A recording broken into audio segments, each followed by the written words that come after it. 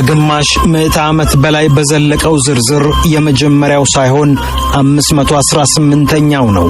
አሁን ኤፍቢአይ በጣም እፈልጋቸዋለሁ ፈልጉና አፋልጉኝ ብሎ ገንዘብ ካንጠለጠለባቸው 10 ሰዎችም መጨረሻ ላይ የመጣ ነው። ከ10ሩ ሰዎች የአደንዛዥ እጽ ዋና ነጋዴነት ቅጥያ ያለው እሱ ነው።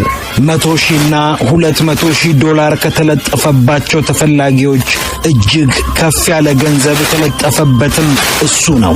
ኤፍቢአይ በታሪኩ ካገኛችሁልኝ 20 ሚሊዮን ዶላር ሰጣችኋለሁ ያለው ለራፋኤል ካራኩንቴሮ ነው። አሜሪካም ሜክሲኮም ይፈልጉታል።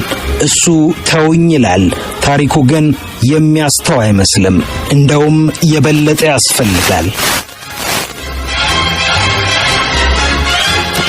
Rafael Caro Quintero es nuevamente uno de los 10 fugitivos más buscados